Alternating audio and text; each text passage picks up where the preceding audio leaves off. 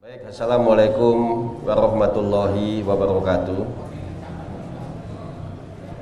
Bapak Ibu, pemirsa dan masyarakat Kota Jambi yang kami banggakan, Satuan Gugus Tugas Kota Jambi baru saja menyelesaikan tahapan-tahapan yang kita kenal dengan relaksasi. Pada bulan Juni, dimulai dari tanggal 1 Juni sampai dengan tanggal 30 Juni, kita sudah memberikan kelonggaran terhadap pelaku-pelaku usaha dan juga kegiatan-kegiatan sosial kemasyarakatan, yaitu Satuan Gugus Tugas memberikan relaksasi di bidang ekonomi, yaitu diperbolehkan usaha-usaha tempat hiburan maupun tempat permainan anak maupun tempat wisata untuk mulai dibuka, tapi dengan menjalankan protokol kesehatan.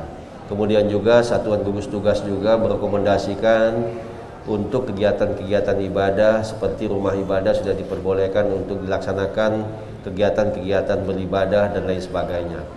Kemudian juga pernikahan juga sudah diperbolehkan di bulan Juni, tetapi masih hanya di kantor-kantor urusan agama kecamatan dengan kapasitas tidak boleh lebih dari 10 orang. Nah, kemudian setelah 1 bulan berjalan dan dianalisa, dievaluasi selama 1 bulan tersebut, ternyata pasien-pasien COVID-19 mengalami penurunan, penyembuhan juga banyak, cukup signifikan, dan juga yang bertambah positif juga hampir nihil pada saat bulan Juni tersebut. Maka di bulan Juli Satuan Gugus Tugas kembali melaksanakan rapat koordinasi lengkap dan merekomendasikan beberapa hal, yaitu yang pertama, atas usulan Dinas Pendidikan dan para satuan pendidikan tingkat SD maupun SMP, baik pemerintah maupun swasta, yaitu agar diberikan relaksasi pendidikan dalam bentuk uji coba untuk belajar offline. Kemudian juga di bidang sosial kemasyarakatan juga masyarakat mengusulkan untuk ada penambahan dalam hal pernikahan, dan tidak harus di kantor urusan agama, tetapi bisa diusulkan juga di tempat-tempat ibadah.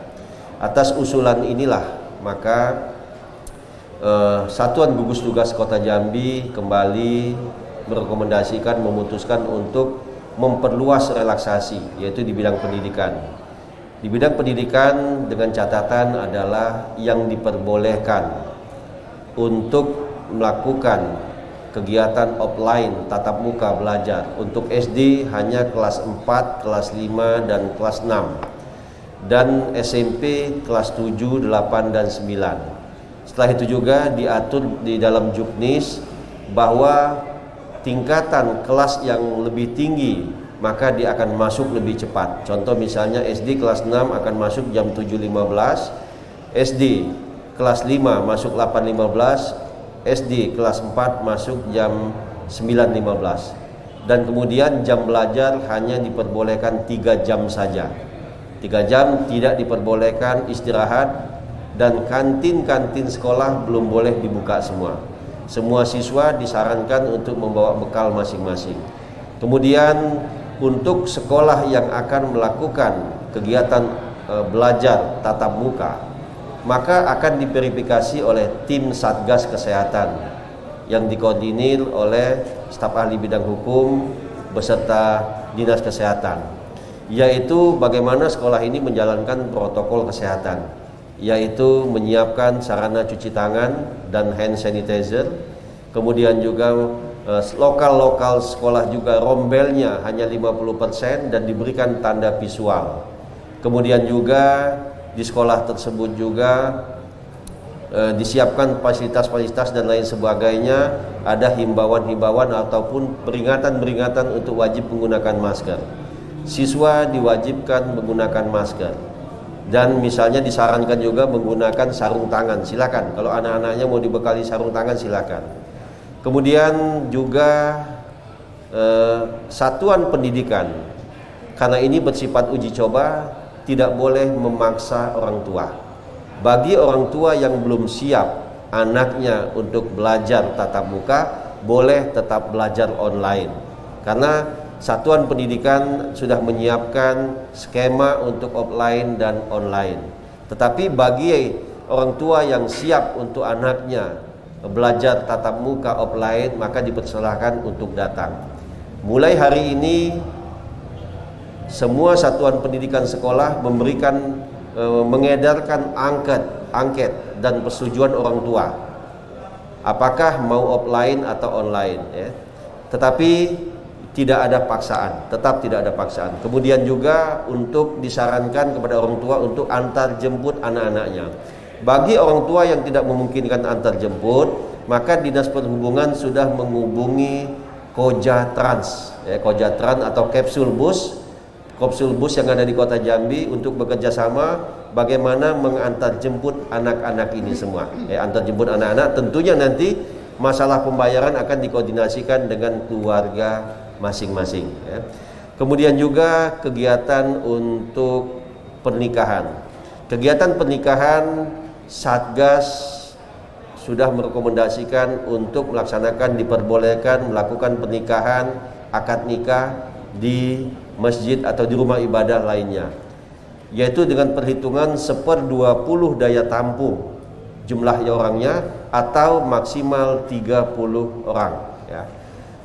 Kemudian juga kegiatan meeting, rapat pertemuan sudah boleh dilaksanakan di hotel-hotel, tetapi dengan catatan yaitu jumlahnya adalah 1/20 kapasitas ruangan atau maksimal 30 orang setiap ruangan. Ini sudah diperbolehkan.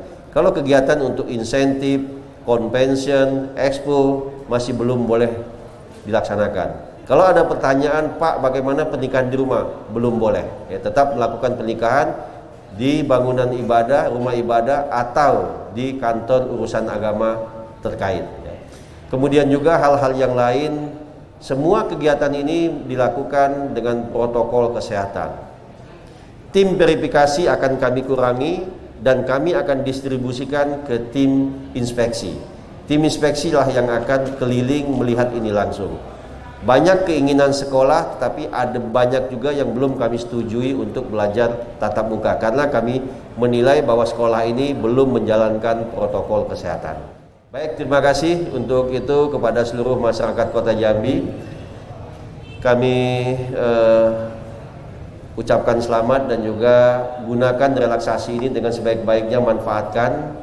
Tidak perlu dengan ketakutan menghadapi pandemi ini, tetapi kembalilah ke dalam kehidupan normal, tetapi tetap kita menjalankan protokol kesehatan, menggunakan masker, rajin mencuci tangan, dan juga tidak melaksanakan kerumunan yang bersifat jumlah massa yang besar.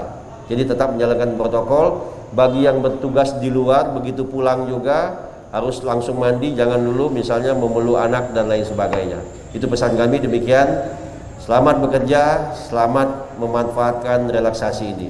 Demikian, billahi taufik wal hidayah. Wassalamualaikum warahmatullahi wabarakatuh.